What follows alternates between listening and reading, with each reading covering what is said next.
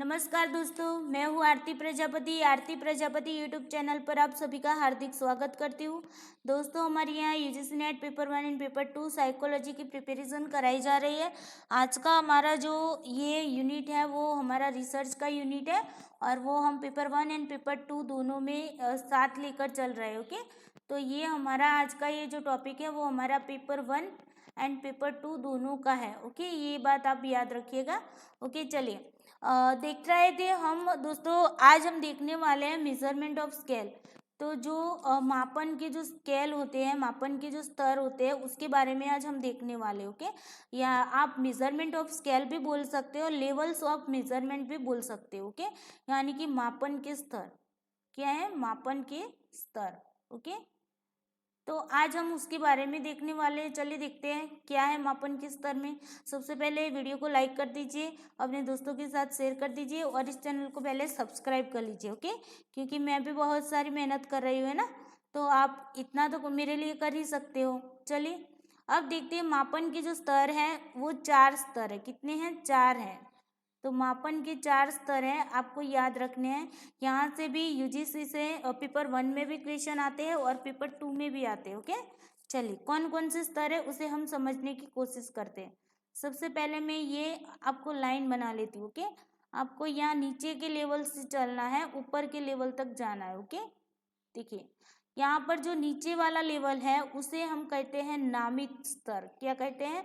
नामित स्तर। नामित स्तर को अगर इंग्लिश में बोला जाए तो हम क्या बोलते हैं? Nominal scale. Okay, nominal scale, nominal scale. या तो फिर आप ये भी बोल सकते हो कि नॉमिनल मेजरमेंट। क्या बोल सकते हो? Nominal measurement. Okay, nominal measurement. Okay, measurement. Okay, चलिए उसके बाद आता है ये आपका फर्स्ट नंबर का होगा। ओके, नीचे से मैंने क्यों लिया है वो मैं अभी आपको बता रही हूँ। दूसरे नंबर पर आएगा आपका क्रमिक स्तर। कौन सा आएगा? क्रमिक स्तर। अब देखिए क्रमिक स्तर उसे हम क्या कहते हैं? ऑर्डिनल। ओके, उसे हम क्या कहते हैं? ऑर्डिनल। उसे हम बोलते हैं ऑर्डिनल स्केल। या तो फिर आप ये भी बोल सकते हैं कि ऑर्डिनल मेजरमेंट। ओके, चलिए तीसरे नंबर पर दोस्तों आता है हमारा अंतराल स्तर। क्या आता है? अंतराल स्तर। ओके, जिसे हम अंतराल मापनी भी बोल सकते हैं। ओके, ये स्तर है, मापन के स्तर है। ओके, तो ये अंतराल मापनी स्तर, यहाँ पर नामित मापनी, यहाँ पर क्रमिक मापनी और ये है हमारे अंतराल मापनी स्तर। तो अंतराल मापनी को क्या बोलेंगे हम? तो इसे हम कहेंगे इंटरवल। Okay, interval. तो ये भी आपको याद रखना है, इंटरवल स्केल। इंटरवल स्केल या तो फिर आप इंटरवल मेजरमेंट पे बोल सकते हो। ओके, और चौथे नंबर पर हमारा आ रहा है अनुपात स्तर। क्या है? अनुपात स्तर। अब देखिए दोस्तों, अनुपात स्तर है उसे हम इंग्लिश में क्या बोलेंगे? Ratio scale. क्या बोलेंगे? Ratio scale. ओके, यहाँ तक क्लियर हो गया। अब देखिए इसे हम स्केल भी बोल रहे हैं, मेजरमेंट भी बोल रहे हैं, ये मैंने बता दिया आपको। ओके, तो यहाँ पर हम देखिए जो मापन के जो स्तर हैं वो कितने हैं? तो नामित मापनी, क्रमिक मापनी, अंतराल मापनी और अनुपात मापनी। अब देखिए मैंने यहाँ से नीचे से इसे क्यों लिखा है? क्योंकि सबसे घटिया स्तर होता है, सबसे निम्न स्तर की मानी जाती है, वो है हमारी नामित स्तर। और जहाँ पर दूसरे नंबर पर आएगी क्रमिक, तीसरे पर आएगी अंतराल और अनुपात जो होगी वो हमारी सबसे बेस्ट होगी। ओके, तो यहाँ पर हमें इस तरीके से नीचे से हम ऊपर चले। ओके, अगर आपको पूछा जाए कि सबसे अच्छी मापनी कौन सी है तो ये हमारी होगी अनुपात होगी। ओके, रेशियो स्केल होगी। चलिए अब हर एक को हम एक एक करके देखेंगे। सबसे पहले मैं यहाँ पर आपको थोड़ा सा बता देती हूँ कि नामित का मतलब होगा कि नाम के आधार पर इसे मापा जाता है, यहाँ पर क्रम के आधार पर इसे मापा जाता है। फिर यहाँ पर क्या होगा? यहाँ पर कुछ अंतराल के आधार पर, यानी कि 5, 10, 15, 20 इस तरह के जो अंतर मिलता है दोनों के बीच का, उस अंतर के आधार पर यहाँ पर मापन होता है। और अनुपात तो यहाँ पर रेशियो निकाला जाता है। ओके, दो दो का दो माप होते हैं, तो दो प्राप्तांकों के बीच में क्या निकाला जाता है, अनुपात निकाला जाता है, यानी कि रेशियो निकाला जाता है। ओके, तो ये इसकी सिंपल सी परिभाषा मैंने आपको इन चारों की दे दी। चलिए, इसका स्क्रीनशॉट लेना है तो आप ले सकते हैं। ओके, चलिए अब नेक्स्ट चलते हैं दोस्तों। तो नेक्स्ट में हम सबसे पहले नामित स्तर के बारे में देखेंगे। चलिए, सबसे पहले देख रहते हैं nominal scale. Okay, nominal scale यानी कि नामित मापनी के बारे में हम आज देखने वाले हैं। सबसे पहले नामित मापनी के बारे में देखेंगे। चलिए, अब नामित मापनी में क्या होगा, मैंने क्या बताया कि नाम के आधार पर इसका मापन किया जाता है। नाम के आधार पर इसका क्या किया जाता है, मापन किया जाता है। ओके, चलिए, दूसरी बात ये हुई इसमें इसमें जो भी व्यक्ति होता है, वो जो भी अंक या व्यक्तियों वस्तुओं जो भी अंक यहाँ पर नहीं दिए जाएंगे, यहाँ पर अंक नहीं दिए जाते। ओके, यहाँ पर अंक नहीं दिए जाते, लेकिन किसी के नाम के आधार पर या उसी व्यक्ति की जो वस्तु होती है, जो वस्तु होता है, जो समूह होता है, ओके, उसकी पहचान करने के लिए क्या किया जाता है, नामकरण किया जाता है। जिस तरीके एग्जाम्पल के तौर पर हम देखा जाए तो यहाँ पर देखिए, एग्जाम्पल के तौर पे अगर किसी समूह को मुझे दर्शाना है, तो मान लीजिए मुझे किसी धर्म के लोगों को दर्शाना, तो हिंदू मुस्लिम, ओके, हिंदू मुस्लिम इस तरीके से मैं दर्शाऊंगी। ओके, मुस्लिम। ओके, फिर जिस तरीके से किसी कैटेगरी में मुझे डिवाइड करना है, तो female male, okay, female male इस तरीके से मैं इसे डिवाइड करूँगी। फिर मान लीजिए सीता गीता, ओके, सीता गीता इस तरीके से मैं नाम देकर इसको क्या करूँगी, इसका मापन करूँगी। तो यहाँ पर मान लीजिए मैं यहाँ पर मुझे जो भी अच्छा लगेगा, मान लीजिए मुझे सीता अच्छी लगती है, तो मैं यहाँ पर सीता को पहले क्रम पर रख लूँगी। यहाँ पर कोई क्रम नहीं देना है। ओके, लेकिन मैं पहले किसे रखूँगी, सीता को रखूँगी। अब मान लीजिए मुझे दूसरे पर गीता पसंद है, तो मैं दूसरे पर गीता को ले लूँगी। अब मान लीजिए तीसरे पे मुझे मयूरी पसंद है, तो मैं इसे यहाँ पर मयूरी को लिख देती हूँ। ओके, इस तरीके से नाम लिखकर या फिर इस तरीके से कैटेगरी वाइज से डिवाइड करके क्या किया जाता है, यहाँ पर मापन किया जाता है। ओके, यहाँ पर सिंपल सी बात थी, बहुत ज़्यादा नहीं। यहाँ पर किसी भी गणितीय जो प्रविधियाँ होती है उसका यूज़ नहीं किया जाएगा, यानी कि गणितीय प्रविधियों का यहाँ पर यूज़ नहीं किया जाता है। गणितीय प्रविधि का यूज़ नहीं किया जाता। ओके, यूज़ नहीं किया जाएगा। गणितीय प्रविधियाँ क्या होती है, किया जाएगा। ओके, जाएगा।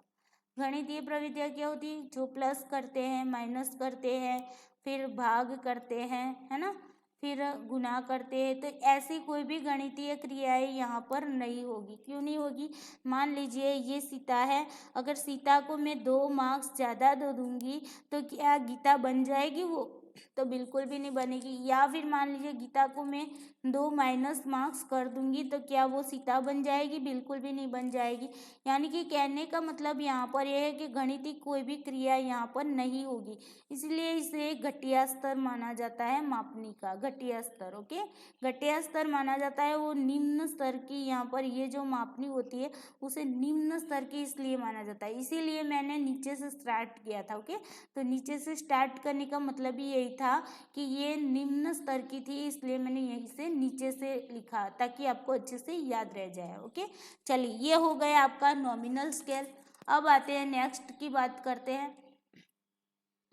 नेक्स्ट देखते हैं दोस्तों क्रमिक मापनी। क्या देखते हैं, क्रमिक मापनी। अब देखिए, क्रमिक मापनी किसे कहेंगे, तो क्रमिक मापनी हम कहेंगे, और उसे अगर इंग्लिश में लिखना है तो क्या लिखेंगे, ordinal scale. Okay, ordinal scale भी लिख सकते हो और ऑर्डिनल मेजरमेंट भी लिख सकते हो। ओके, चलिए, तो क्रमिक मापनी में क्या होगा, यहाँ पर क्रम के आधार पर मापन किया जाएगा। किसके आधार पर, क्रम के आधार पर। ओके, तो क्रम के आधार पर किस तरीके से, उसे भी हम एग्जाम्पल के तौर पर अभी समझ रहे हैं। ओके, इसमें रैंक्स उच्चतम से यहाँ पर क्या हो गया, रैंक्स दिए जाएंगे। मैंने बोला ना क्रम, तो यहाँ पर रैंक्स दिए जाएंगे। ओके, अब देखिए रैंक्स दिए जाएंगे तो स्वाभाविक सी बात है, यहाँ पर उच्चतम से निम्नतम, ओके, उच्चतम से निम्नतम की ओर जाया जाएगा, निम्नतम।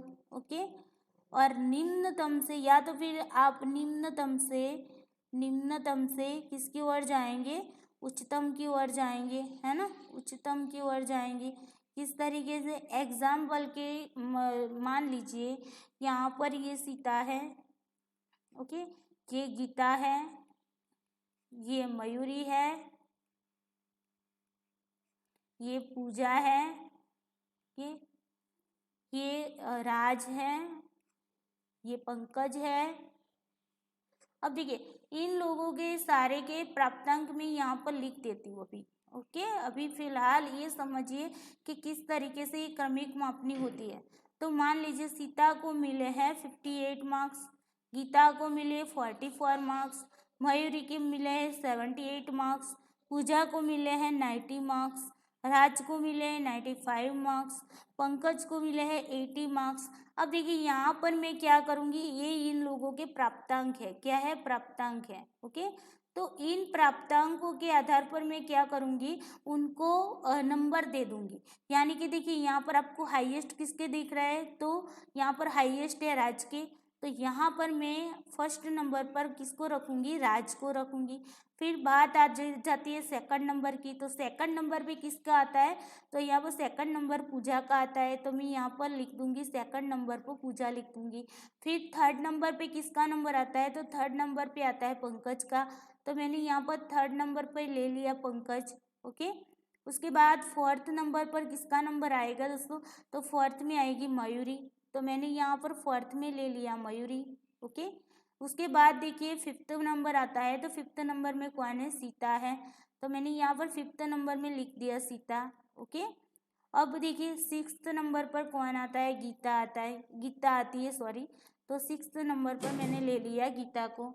ओके, तो इस तरीके से देखिए मैंने 6 लोगों को यहाँ पर क्या कर दिया, 6 लोगों को मैंने यहाँ पर क्रम दे दिया।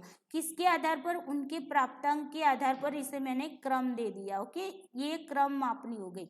तो ये जो क्रम में मैंने इन लोगों को रखा, तो यहाँ पर क्या होगा, यहाँ पर नाम तो होगा ही, लेकिन साथ में क्या होगा, क्रम होगा। यानी कि नामित मापनी का जो भी गुण है, वो नामित मापनी के सारे गुण यहाँ पर दिखने को मिलेंगे।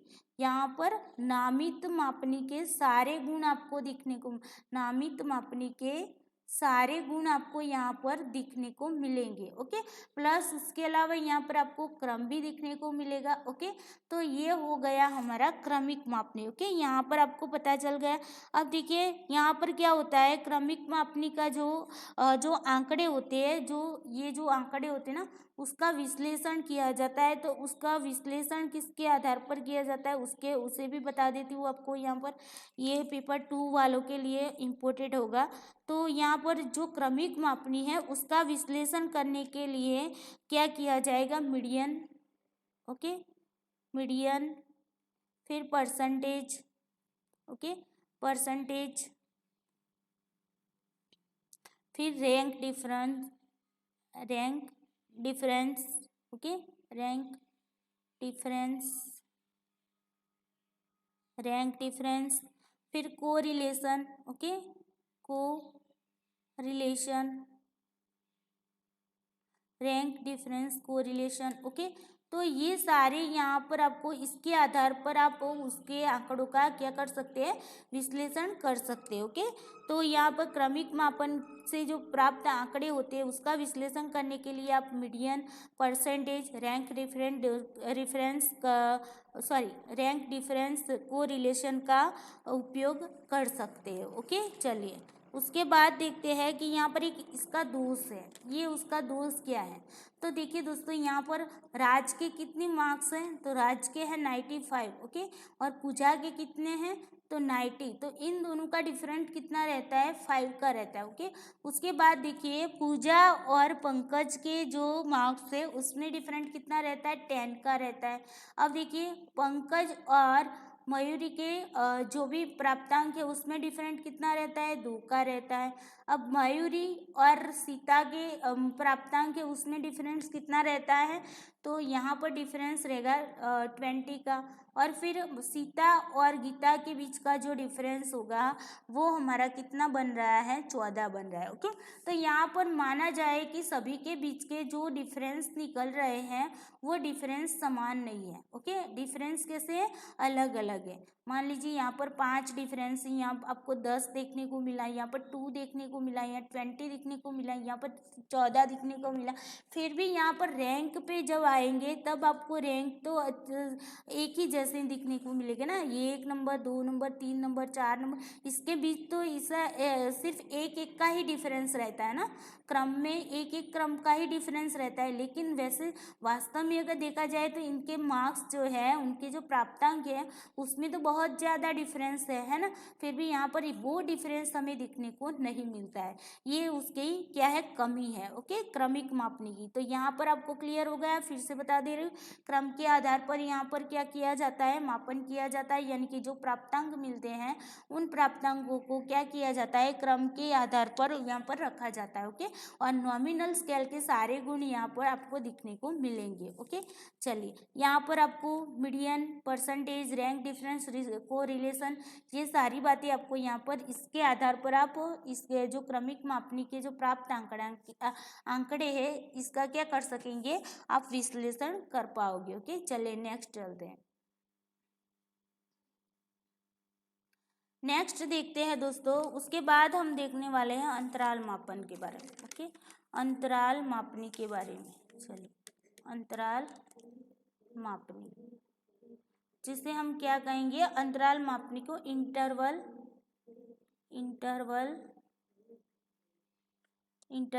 स्केल या तो फिर आप मेजरमेंट पे बोल सकते हो। ओके, तो अंतराल मापनी यानी कि इंटरवल स्केल में क्या होगा, तो इसमें क्या होगा कि जो इकाई जो होगी वो समान होगी और स्थिर होगी। जहाँ पर दोनों के बीच का जो डिफरेंस निकलता है वो स्पष्ट होगा। ओके, यहाँ पर जो वहाँ पर क्रमिक मापनी में जो दोनों का डिफरेंस निकलता था वो हमें स्पष्ट नहीं हो रहा था, क्योंकि वहाँ पर क्या होता था, वहाँ पर इस तरीके से रैंक दिए जाते थे।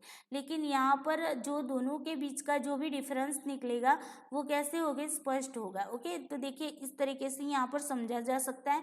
तो यहाँ पर देखिए 5 है, 10 है, 15 है, 20 है, 25 है, ओके, 30 है। तो ये जो देखिए यहाँ से यहाँ का जो भी अंतर मिल रहा है वो आपको कितना स्पष्ट दिख रहा है, यानी कि सभी के बीच में जो 5-5 का डिफरेंस दिख रहा है वो आपको स्पष्ट रूप से दिख सकता है। ओके, तो इस तरीके का यहाँ पर आप देख सकते हैं। तो इसे ही अंतराल कहा जाता है, यानी कि जो दोनों के बीच का जो अंतर होता है वो हमें यहाँ पर ज्ञात हो जाता है। ओके, क्या ज्ञात होता है, अंतर ज्ञात होता है दोनों के बीच का। ओके, दो प्राप्तांकों के बीच का अंतर यहाँ पर हमें ज्ञात होता है। प्लस इसमें क्या आ जाता है, तो प्लस इसमें नामित मापनी भी आ जाती है और क्रमिक मापनी के गुण भी यहाँ पर आ जाते हैं। नामित और क्रमिक दोनों के गुण यहाँ पर आपको दिखने को मिलेंगे। ओके, तो ये बात हो गई जिस तरह। फिर यहाँ पर एक बात यूजीसी में यहाँ से क्वेश्चन आता है, तो यहाँ से क्या क्वेश्चन आता है, तो यहाँ से क्वेश्चन आता है कि यथेष्ट शून्य बिंदु जो होता है वो किस में देखने को मिलता है, यथेष्ट। ओके, यथेष्ट शून्य बिंदु, कौन सा, यथेष्ट शून्य बिंदु। ओके, चलिए, तो यथेष्ट शून्य बिंदु जो है वो आपको किस में देखने को मिलेगा, तो यथेष्ट जो शून्य बिंदु होता है वो अनुमानित बिंदु होता है। कैसा, अनुमानित बिंदु। ओके, कैसा, अनुमानित बिंदु। तो ये जो अनुमानित बिंदु होता है वो कहाँ पर आपको दिखने को मिलेगा, तो वो आपको दिखने का मिलेगा अंतराल में। अंतराल मापनी में आपको ये यथेष्ट शून्य बिंदु देखने को मिलेगा। एग्जाम्पल के तौर पे आप मान लीजिए कि आपके पास एक स्केल है। ओके, क्या है, स्केल है। अब देखिए ये स्केल है, स्केल में यहाँ पर 5, 10, 15, 20, 25, 30 इस तरीके से आपको दिया हुआ है। 5, 10, 15, 20, 25, 30 इस तरीके से आपको दिया है। ओके, लेकिन यहाँ पर आपने देखा होगा तो यहाँ पर आपको जीरो नहीं दिया है। क्या नहीं दिया है? जीरो नहीं दिया है। फिर भी आप क्या मानते हैं इसे? यहाँ से यहाँ का अंतर आप जीरो से लेकर 5 तक मानते हैं। ओके, यहाँ पर जीरो लिखा नहीं होता है। ओके, तो उसे ही हम अनुमानित बिंदु, यानी कि हम स्टार्ट कहाँ से करते हैं? जीरो से ही करते हैं। ओके, तो यहाँ पर जीरो लिखा जाए या ना लिखा जाए। ओके, तो यहाँ पर वास्तविक जीरो नहीं होता। क्या नहीं होता? वास्तविक जीरो नहीं होता, अनुमानित जीरो होता है। ओके, यानी कि यथेष्ट शून्य होता है। तो ये बात आपको अंतराल मापनी में याद रखनी है। ओके, यहाँ पर वास्तविक शून्य नहीं होगा, यानी कि यहाँ पर ये जीरो नहीं होगा। लेकिन डायरेक्टली आप 5 से भी स्टार्ट कर सकते हो। अगर आप इसे यहाँ पर जीरो लिखना चाहो तो लिख सकते हो, लेकिन यहाँ पर आप अनुमानित जीरो मान लेते हो। ओके, यहाँ पर आपने माप ले लिया 5 है, तो आप जीरो से ही 5 का माप निकालोगे। ओके, यहाँ पर आपको जीरो लिखने की ज़रूरत नहीं होती है, यानी कहने का मतलब ये यथेष्ट शून्य बिंदु यहाँ पर होता है। ओके, तो जहाँ पर यथेष्ट शून्य बिंदु की बात आ जाए, आपको याद रखनी ये अंतराल मापने की ही बात हो रही है। ओके, चलिए यहाँ पर नामित और क्रमिक दोनों भी आ जाएंगे। ओके, चलिए उसके बाद यहाँ पर ओके, चलिए अब पेपर 2 वालों के लिए ये पॉइंट है कि इसमें जो आंकड़ों का जो विश्लेषण होता है, आंकड़ों का जो विश्लेषण होगा वो किसके द्वारा हो सकता है? तो आंकड़ों का जो विश्लेषण होगा उसमें आपका आएगा माध्य, जिसे हम कहते हैं अरिथमेटिक। ओके, अरिथमेटिक, फिर मीन, माध्य को बोलेंगे मीन। ओके, मीन, मीन जो निकालते हैं ना वो माध्य, फिर मानक विचलन, मानक विचलन, मानक विचलन। तो मानक विचलन को क्या बोलते हैं? स्टैंडर्ड डिवाइजेशन बोलते हैं ना, तो स्टैंडर्ड डिवाइजेशन। फिर पियर्सन आर, जो कोरिलेशन होता है ना, Pearson R, Pearson R. Okay, Pearson R, Pearson R. फिर टी टेस्ट हो गया आपका, टी टेस्ट। फिर हो गया आपका एफ टेस्ट,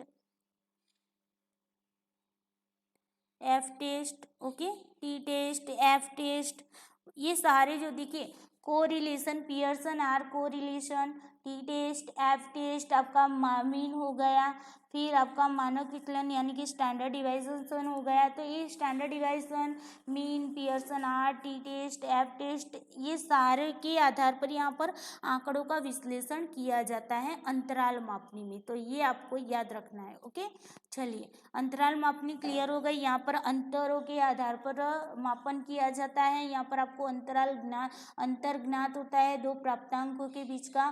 फिर यहाँ पर नामित मापनी के गुण भी आ जाते हैं और क्रमिक मापनी के गुण भी यहाँ पर आ जाते हैं। यहाँ पर यथेष्ट बिंदु होता है, ना कि वास्तविक बिंदु होता है। ओके, यानी कि वास्तविक शून्य बिंदु यहाँ पर नहीं होता है, लेकिन यथेष्ट शून्य बिंदु होता है। यथेष्ट का मतलब होता है अनुमानित शून्य बिंदु। ओके, चलिए, और विश्लेषण की मैंने अभी आपको बता दिया। अब देखते हैं चौथा। तो चौथा क्या है दोस्तों? आपका चौथा है अनुपात मापन। क्या है? अनुपात मापन। अब देखिए अनुपात मापन में क्या आएगा आपका? अनुपात मापन को हम कहेंगे रेशियो, रेशियो स्केल, या तो फिर आप रेशियो मेजरमेंट पे बोल सकते हो। ओके, तो अनुपात मापनी में क्या होगा? तो ये जो होगा वो सबसे उच्च स्तर का माना जाता है, उच्च स्तर माना जाता है।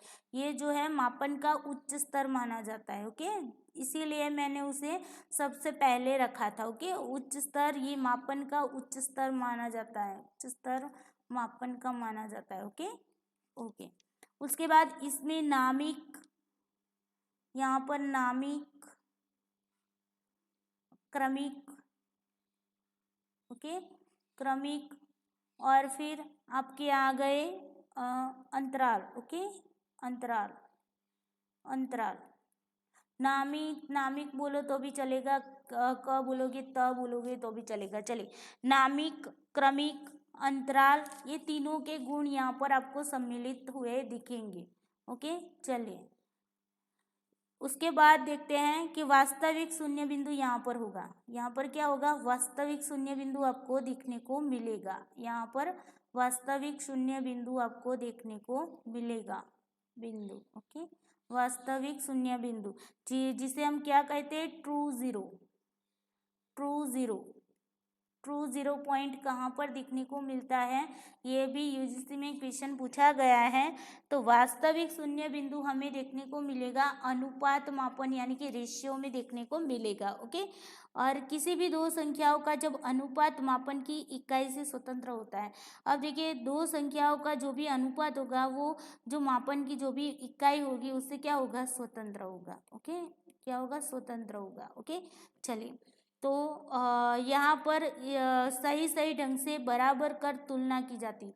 यहाँ पर क्या की जाती है, दो प्राप्तांकों के बीच तुलना की जाती है। क्या की जाती है, तुलना सही ढंग से की जाती है। प्राप्तांकों की तुलना सही ढंग से की जाती है। ओके, सही ढंग से की जाती है। एग्जाम्पल के तौर पे देखा जाए दोस्तों, तो एग्जाम्पल देख लेते हैं। ओके, एग्जाम्पल देख लेते हैं। जैसे कि मान लीजिए ये 15 है और ये 105 है, ये दोनों प्राप्तांक है। अब इसका अनुपात आपको निकालना है, तो किस तरीके से निकालोगे इसका अनुपात। ओके, तो देखिए यहाँ पर 15/105। ओके, तो 15 सीता 105, 15 7 105 होगा, है ना। तो यहाँ पर अनुपात के रूप में किस तरीके से, यहाँ पर 1 आया, नीचे 7 आ गया, तो यहाँ पर अनुपात कितना निकला, 1/7। ओके, तो ये आपका अनुपात निकल गया। यानी कि 15/105 इज इक्वल टू, हम ऐसा लिख सकते हैं 1/7, है ना। तो ये क्या हो गया, एक दूसरे के समान हो गया, है ना, बराबर, सही सही ढंग से इसे बराबर किया जा सकता है। यानी कि 15/105 इज इक्वल टू हम 1/7 भी लिख सकते हैं। ओके, चलिए, यहाँ पर क्या होता है, किसका मापन किया जाता है, तो यहाँ पर ऊंचाई का मापन किया जाता है। ऊंचाई है, फिर आपकी हो गई लंबाई है ना, लंबाई है, कैसे मैं अभी बताती हूँ, लंबाई है, फिर भार है ना।